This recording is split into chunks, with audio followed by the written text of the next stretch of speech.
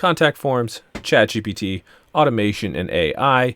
This is the intermediate guide for using GSA website contact form marketing, and generating leads with contact forms and sales, stuff like that. This is a follow-up guide to the beginner or newbie guide that I did just the other day. Actually, so let me just pause for a second and give you this. If you go to contactchecklist.com, so just contactchecklist.com, and I'll put it in the description, but if you go to contactchecklist.com, you can get the whole checklist. Now, it might change over time as I improve things because there's a lot of plans going on here, right? So there's some videos set up for like the actual contact forms and that sort of stuff. Got a video here for the VPS, got some links and resources, so where you can get lists done for your services, tools, other resources, that sort of thing. Got an actual checklist to help you, just like some steps to walk through. And so it's going to change and going to expand more because honestly, by the time this is done, it'll be a master course and it'll be well worth more than $997 if I was selling it as an actual master course. But at least for the time being, now I might sell this at some point and take this away, but for the time being, you can actually just get this for free. So if you just go to contactchecklist.com, you can grab it while it's still free. This is building on the newbie guide. So the other guide, I covered a lot of basic things. I'm not going to cover anything in this guide that I already covered because I already covered it. So you can go watch that one. This is assuming you have watched that one and you're kind of in the middle. So in the last one, we talked about some different things, but let me show you, of course, because everybody wants to know, well, how much money can I actually make?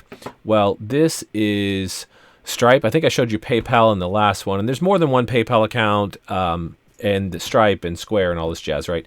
Not saying that to impress you, right? None of this is to impress you. It's just to impress upon you that there are possible options out there that you can make money, right? So this is the last 4 weeks, $35,000 in successful payments. We can go back, the last year. I don't even know what all time is. $2.96 million all time. The last 12 months is $921,000. Anyways, looking at just the past 4 weeks, because that's like a month, that's a chunk people can understand. $39,000 or $35,000 rather, in actual successful payments. So that's just kind of what's possible, right? So $35,000 in 28 days, that's more than $1,000 a day. That's not going to happen overnight. You got to do some work. It's a business with most things in life. Where you have a job, you got to go somewhere, you're going to do something you're told, and you get a paycheck, right? With business, it's not like that. With business, you sell stuff and you get paid, right? So if you're already running a business, you know this. If you're new, then it's a little bit of a transition in thinking from a job mentality to a business mentality. So we got to sell stuff. Again, I talk about a lot of this in the last guide, and I'll talk more in the next guide, and then some strategy guides and stuff. But in this one, we're going to assume that we know this. Do me a favor, though, before we jump deep into this. If you like this sort of guide, and we're building on the last one and stuff, drop me a yes down in the comments. Just keep letting me know that I'm on track with what you want and that this is helpful. That sort of stuff helps on YouTube, but helps me to really know, because I look at those. I was just in there today to make sure I'm on track because I want to give you what you want, and there's no point for me to sit here and talk if you're not interested. So hit me with a yes right now if you would. That'd be great. All right, so let's jump into this. In the beginner guide, I talked about how you could run things on a VPS, which is a virtual private server, but that you could also just run it on your home machine. So let's assume that you have a laptop or a desktop or whatever at home. You can run it on there. There's obviously advantages to running it on the VPS. You have dedicated resources. You have it's always on, so when you shut the laptop off or the desktop off, the VPS keeps running. You can access it and check in on things from a mobile device or a tablet or a laptop or a Chromebook or anything. And if you have something that's more lightweight, like a Chromebook, I know there's more, like they have gaming Chromebooks now, but if you have a more lightweight computer, right, the GSA and as we get into Scrapebox and that sort of stuff, they're going to use more physical resources on your machine, right? So you may want to get a VPS because that's dedicated resources, and that way you can still access that from your local machine. So what is a VPS? Well, it stands for Virtual Private Server, but what it is it's another machine that just kind of sets out there somewhere, right? So the company that we recommend is Solid SEO. And again, I'll put the link for this down below, but they have these Windows machines, right? And the Ryzen ones. So Windows VPS right here, you can go to the link in the description, go to Windows VPS. The Ryzen ones are the best for utilizing GSA website contact and contact form marketing. And all you need is just like this basic one here. If you're going to get into like heavier stuff, you might want a little bit more, but for the most part, this is going to run GSA just fine. If you want to start bringing in Scrapebox and other things, maybe upgrade to this one, or even, I think, let's see, so that doesn't give you any more memory. So really this one's going to be the one. If you want to start bringing in, you can run Scrapebox here with basic stuff, but if you want to go hardcore, maybe here, but you can always upgrade later. So I wouldn't like buy this straight away. If you're going to do one, I'd buy this and then just go to the VPS company later and be like, listen, I need more power. Can you upgrade me? And they can usually push a couple buttons. You don't have to reinstall or reset up anything, and you just get more resources available, which makes it really cool. So what is this though? You're renting a machine. So think about if you were to take a desktop computer, right? Doesn't have to be a desktop. Take a computer that's powerful, right? You take it and you put it at a friend's house. You put it at your parents' house. You put it at your office, wherever, right? You put it there. You hook it up to internet. You plug it into power, and then you take your machine and you go home, or you go out on the road somewhere, traveling or whatever, right? And you remote in or you connect to that other machine that you left at a friend's house or your parents' house or the office or whatever. You're just like connecting to it. So you can connect to it, you can control it, and then you can disconnect from it, and it will continue to run. So for example, let me just show you. I have one here, and I'm just going to click it here and log in. It's already all set up, but we can see it running. And once it is connected, so you can see this kind of a window here. This is GSA website contact, and this is Capture Breaker, right? Et cetera, et cetera. You can see there's a window here just because of how I have it squished up for recording, but you wouldn't normally have these scroll bars here. It will look and feel just like your regular desktop. So it has a start menu. Assuming you're used to Windows, this will be familiar. If you are on Mac, then all the more reason to get a VPS, because you can't run this natively on Mac. This software doesn't run. You could install like something like Boot Camp and then boot into Windows. You could install Parallels and then go into Windows, or you could install virtual software like VirtualBox, etc., and then install Windows on that and go into it. But pending all those options, you need Windows. So if you don't want to do that, then you can also just remotely connect to a machine from your Mac and run a Windows machine that way. So anyways, it has all the software here, and it's literally a machine just like you're setting in front of it at your existing computer, right? And so you can do everything and so on and so forth. So that's what it is. Well, how does it work? Well, let me just get rid of this here, move that over here. You go over here to the website, right? Let's say I want this one. I'm going to click order now. Again, we clicked on Windows VPS and then Ryzen, right? And then I just did like the $35 one. We're going to come down here. We need a host name. A host name can literally be anything you want, like nonsense. No spaces. It's got to be like one word. I think you can use underscores. But it doesn't matter for our purposes. It's just required for servers in general. We're going to pick a password. Obviously, this could be anything you want. I generally just use like a password generator, right? As I spell it wrong. And any one of these are going to be fine. I like the Avast one just because it's simple and easy. Copy the password, put it in here. You can make up your own password. I will tell you that if your password is secure enough, they will use whatever password you put in. If your password is not secure enough, they will add extra characters to the end of it to meet the password policy, and then they will email you that password once everything's set up. They're also going to email you other information you need to log in anyways, but that's what the root password is. For OS, we want to choose the newest one. So currently that's Windows 2022. All of these software like GSA Website Contact and Capture Breaker and Scrapebox, they're all developed on the latest kernel. So if Windows 2024 comes out as a server version, I don't know if it will, but let's say it does, then you would choose that. If you don't necessarily have to worry about upgrading, but if you have like an old version, but pick whatever the newest one is, right? So I'm going to pick 2022. Location, pick any location close to you. There's a tiny, tiny latency advantage to picking a location that's physically closer to you versus another location. So I'm in Detroit, for example. If I'm going to go ahead and pick Atlanta or Tampa, for example, would be physically closer to me, or even Kansas would be physically closer to me than would Los Angeles or Phoenix, right? So I get a tiny bit of an advantage.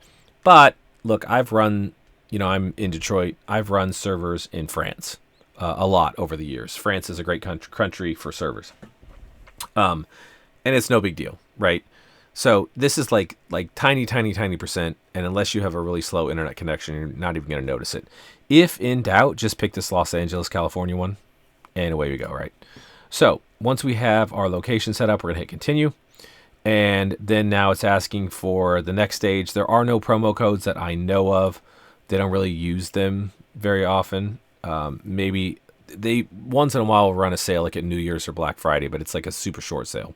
Anyways, there's no ongoing ones. Click checkout. Once you do checkout, I'm not going to walk you through how to put in your name and address and your payment method, but you do all of that. You complete the order, and then they will send you an email once it is set up.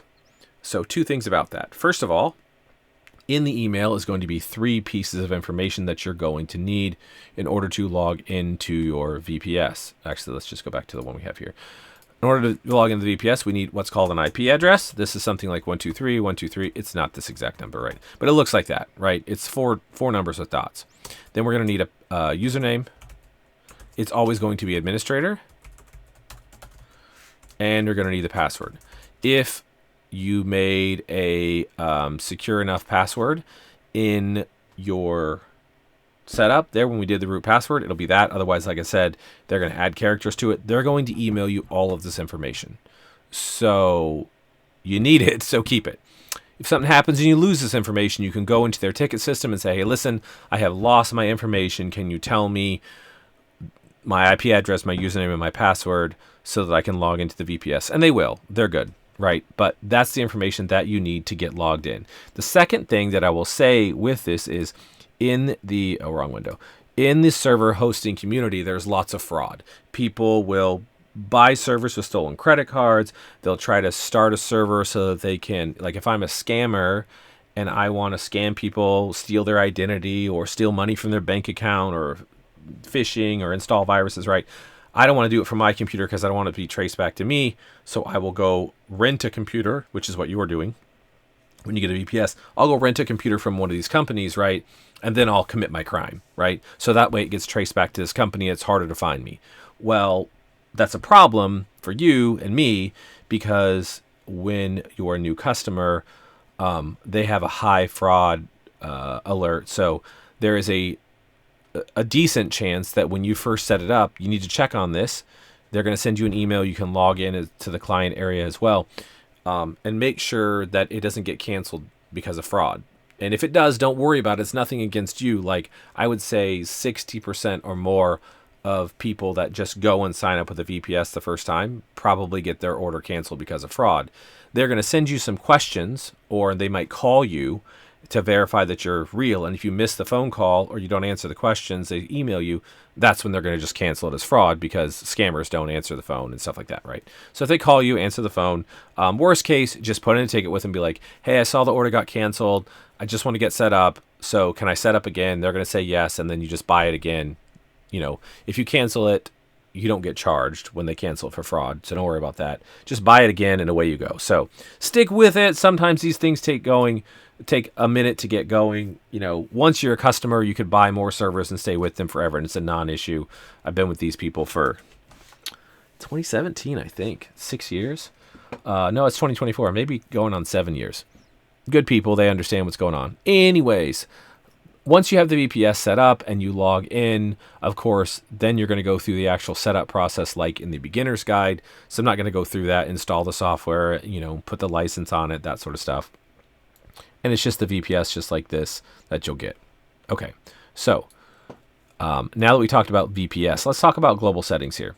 There's a couple of settings here in website contact that we didn't talk about in the last one. I guess before we talk about settings, I did just want to mention that I know some people get hung up on getting through things, right? I get it. There's a lot. The beginner's guide was an hour and 12 minutes. And we didn't even cover some things like the VPS. So there's a lot. If you want to go at it and get set up, that's why I'm making the guide so you can do it. If you need help getting set up, or you just want us to do it all for you, there actually is, we have an option. I'll put the link in the description down below, but there's a complete setup where you can go here and we'll set up the entire server for you. So we'll walk you through getting the VPS, we'll set it up, we'll install the software, we'll install the capture breaker software, we'll optimize all of the settings.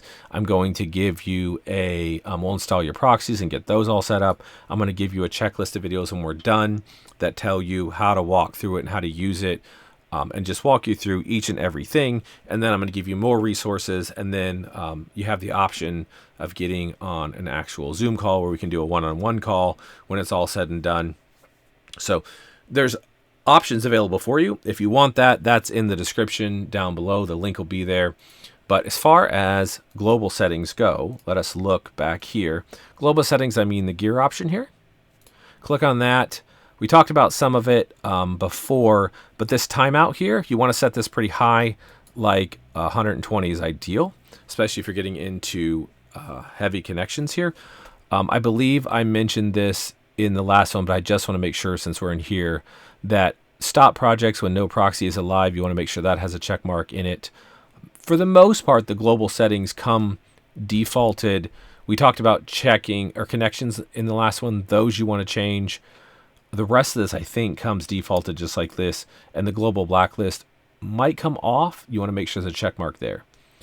And this one right here, just what this is if you had like 2 projects like this and you import URLs into each project, you can place a check mark here and it won't let it submit to the same URL twice. So let's say you had 10 projects and you accidentally imported the same website into each one of the 10 projects. You might not want to send the same website, the same message 10 times in a row. So you can go ahead and place a check mark here, and that makes it so where that website's only going to get submitted to once, regardless of how many projects you accidentally imported into. So that's basically global settings. Not a whole lot going on there. There's not a lot of options, and most of it comes pretty default. The scheduler for sending is pretty cool. This can help you out, especially if you have a lot of projects. So you can just, like if you had 20 projects, you can just highlight them all and just start them all at once, for example. But it might overwhelm your machine and it might crash. So what you can do is you can click on a project, go to start, go to open scheduler, and now we have the option for our different things. We talked about scraping websites, checking websites, and then actually sending the messages. We talked about that all in the beginner guide. So we can choose which functions we want it to do, right? Then we can say how many projects to run at once. If in doubt, I would stick this at like 1, 2, 3. You can test this, right? So you can put 5 or 10 or whatever. If GSA starts crashing and popping up saying, hey, there was an error, restart the application, hey, there was an error, just lower this down. And when you lower it down to a certain number, whatever that number may be, and you stop getting that pop-up, then you're good to go. That's your sweet spot, right? So, 2, 3, or even 1 is fine. You can choose to wait till the project finishes if you want. I like to switch projects it defaults to this every 30 minutes, and that's fine. The only reason I like to do that is because sometimes there can be a problematic URL or 2 or 5 or 10 in here. And so the project will finish, but let's say there's 999,244 websites in here. It might finish 999,242 websites, and there's 2 websites that I'm not going to go into it here. It's just an intermediate guide, but threads can get locked by third-party software, by Windows itself, by your router, a proxy issue. Things can happen, and it just doesn't allow those couple of websites to complete. That's fine. We don't care because we're dealing in mass. It's automation software. It's going to happen. It's just how it is. It's been this way. I started in automation in 2010, and it was that way then, and it's 2024, 14 years later, and in 2040, it'll probably be the same thing if AI hasn't taken over the world and changed things by then anyways, but here we are today anyways. So it happens when we change projects every so often. That kind of mitigates that. If we wait till a project finishes and it gets hung up on the last two URLs, then it'll just set there. And it might set there for 12, 15, 30, 50 hours, 5 days, 15 days, however often you check in on it, right? If we just keep switching projects, then it'll keep dancing back and forth, and it'll allow everything to finish, assuming you want to run more than one project at once. And then if those last 1 or 2 websites on a few projects don't finish, it's fine. You can just stop them and away you go, right? Then just go to start, and you can do all projects or selected projects. So you could select individual projects, hold down the control button or the shift button and select those. Command button on Mac. Anyways, so you can start those projects as you so see fit. And that's really nice. Again, if it's like 1 or 2 projects, just grab them, hit start, whatever. Or if it's just 1 project, but if you want to schedule in like 10 projects to run, Scheduler is super useful so you don't overwhelm the resources. I did say it will cause errors to pop up decently fast. It'll be a box and it'll say, restart your machine. You can get errors for other reasons. So just because you get an error doesn't necessarily mean that it is related to using too many projects at once, but it's like the first thing I check because it's probably one of the more common ones. Your machine has so much resources, right? Let's say it has 100 points worth of resources, and if you use all 100 points, then it crashes, or it can, and it routinely does, right? So you just lower it so it doesn't use it all. Lower the quantity of projects running at once, and you can lower the threads, which is, now that I've said it, I should show you the connections. We talked about that in the last video. You can lower this. If you put this too high, that could cause an issue too. So, reply to opt out. What is that? Well, let's look here at a project. So when we go into our project and we go into submission content, let's make this bigger. Yes. Make this so you can see it. Okay, so we have the subject and the message. We talked about this again in the beginner's guide, but let's say, and this is my message, and again, let's make this bigger. Let's say, don't type a message that's generic like this, but hey, buy my product, right? Reply, and I'll set you up. Thanks, Bob, right? Whatever. Okay. Obviously do a better message than that. ChatGPT can write great messages if you don't know what to say. Okay, so now we can just send this message, but we want to continue to market to the same people over and over and over again, because the rule of 7 says that most people need to see something 7 times before they buy from you. So rule of 7. All right, let's move this and go back here. Rule 7 in marketing concept: a customer needs to see a marketing message at least 7 times before they decide to buy. Notice the at least. Some people will buy sooner, most people won't. So they need to see from you several times. They don't know if you're a scammer, right? And you don't know when you get messages from people if they're a scammer. So it's only legit. You got to do your time. You got to earn their trust. Fine. That kind of comes in where you can give things away for free. If you're selling SEO, you can fix something on their website for free. If you're doing video services, maybe give them a video for free for their website, whatever, right? Social media management, you can set up their, TikTok account for them, whatever. That helps build trust. Get on the phone with them. That helps build trust. But part of it is just being there and being consistent, because scammers they're fly by night. They want to take your money today and then disappear. When you're always there, you're generally seen as more legit and consistent. And there's a lot of psychology there. Just when people get used to you, they start to trust you because they see you a lot. If you just see somebody around your neighborhood all the time, even if you don't know them, they kind of become commonplace. You expect them to be there, whereas if you see a random new person, like if I got a random person driving around my neighborhood and they're just like driving circles around my neighborhood, I pay attention because that's not normal, right? You get the same concept. So there's 2 things here. 1, there's compliance related, and 2, there's the fact that we just want to opt out people that don't want to be marketed to. So when we market to some people over and over and over and over and over again, right? Some people don't want to be marketed to. It's a super low percent. It's less than 1%. It's like 1/1000th of a percent, I think, is my opt-out rate. But there's a select number of people that it doesn't matter. They just will never buy from you, and they don't want your messages. And honestly, we don't want to market to those people because we don't want to harass them. If they're never going to buy from us, fine. We want to opt them out. So what is opt out? You know what it is? It's unsubscribe. When you get an email message from somebody and you click the unsubscribe because you don't want messages from those people anymore. Fine. So you put a message down here that says to unsubscribe, put whatever you want. You can use whatever kind of words you want. Do X, right? And so in the advanced guide, I'll get into how you can use Google Forms for a more automated approach, as well as the option of how, if you want to go over and get set up with a one-click opt-out system, you can do that too. And that is really cool because they can click the link and then automatically syncs back into GSA and everything's automatic. Google Forms is a little bit manual. What I'm going to show you here in the intermediate guide is 100% manual, but it's a method and it can be useful to get started. So you just say to unsubscribe, reply with the word unsubscribe in the subject. Right? There we go. So you're telling them if they want to unsubscribe to reply with the word unsubscribe in the subject line. All right. And so there's also a compliance piece I mentioned, can spam in the USA, as well as it can be in other laws.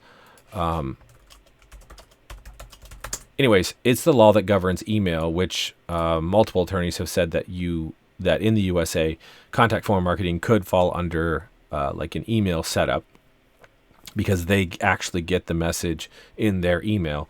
And in can spam, it says that you have to give people a way to opt out, and you have to do it and process it once every 10 business days. So basically once every 2 weeks. So 10 business days is 2 weeks. There's 5 business days in a week. And so most countries are going to have in their email laws, if they have laws about email, are going to probably have something about opting the consumer out. In fact, it's so important that can spam in the US hasn't been touched since 2003 for the most part, but they just added a new provision in the past year further about opt-outs, because big companies, if you paid them, they would refuse to opt you out. And so the government said, no, even if you're a customer, you still have to let them opt out. That doesn't give you a right to bomb them with emails. Anyways, so it's important. So giving them a way to opt out. Also, if you message somebody long enough that doesn't want to be messaged, they might get mad, right? I might get mad. I don't want 10,000 emails. Just let me out. Just let me out. And so that's when I'm going to call and complain, right? I'm probably not going to call and complain, but some people will call and complain, or they will email you back, or they'll go on your social media or whatever. It's just you don't want that. Let them opt out. How do we do that? They're going to reply with the word unsubscribe. That's really easy. Assuming you're using Gmail, like I had mentioned before. Let me get to an email account here. So this is a Gmail account. All you would do, we said put unsubscribe in the subject. You put subject, unsubscribe, right? And hit enter. And this is going to bring you up with all of the messages that have unsubscribe in the subject line. And so then you would go in there and you would just get their domain name.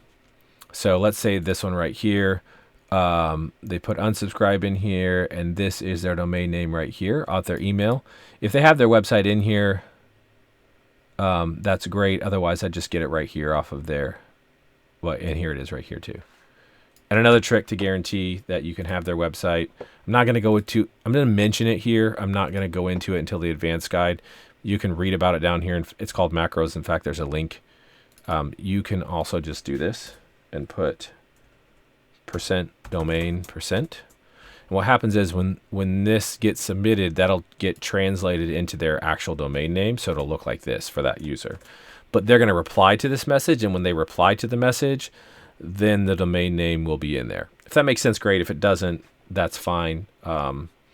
Just try it and see, because what's going to happen is they're going to give you their email address. And if it's like steve@gmail.com, you can't opt them out, and you're going to have to reply back to them and be like, hey, I actually need your website. And then, whereas normally their website would just show up down here underneath where you said to unsubscribe, reply with the word unsubscribe, because they're going to reply to the message. It'll be there. It's not perfect, but it works a lot of times. So once we have their website, we're going to go back into website contact, and we're going to have to do this with each and every person, right? So this isn't a method that you want to use at scale, but it will work to get started. Options, global filter, add, enter, paste in their website, click OK, and now GSA will not submit to their website anymore. And you're supposed to do that once every 10 business days and clear everybody out. So this account only has 4, but if you send 1 million messages or 10 million messages, maybe you get 100. That's 100 times you got to go through here and copy all this stuff out. So go watch the advanced guide. Do it for a while. That's cool. But go watch the advanced guide definitely and get set up with a more automated method, either Google Forms or the one-click opt-out. But for today and for getting started, it's, you know, it's okay. It's okay. So we talked about, let's regroup here. We talked about the reply for the opt-out. And so I don't want to make this video as long as the beginner's guide was, because it was an hour and 12 minutes and we're at like half hour right now.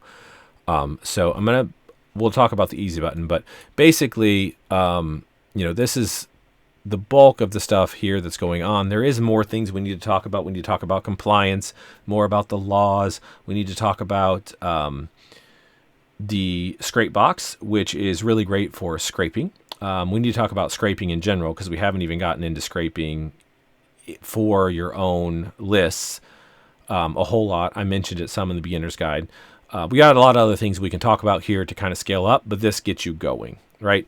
So what is the easy button? The easy button, I mentioned it earlier, and that is if you want to jump over here, I'll put the link in the description again, then we can build the whole server for you, optimize all the settings, and then you just take it and run it. So you get something like so, and then you can just load up your message and start sending, or you can start scraping and then sending, depending on, if you buy a list, you can load the list in and start go right away.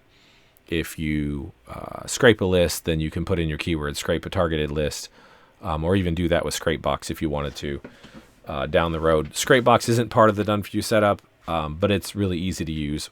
I have like a lot of videos on that. But anyways, point being here, if you'd like to get set up with the done for you setup, then jump over here and we'll get you set up and ready to go. And I will see you in the next guide, in the advanced guide. And until then, happy earning.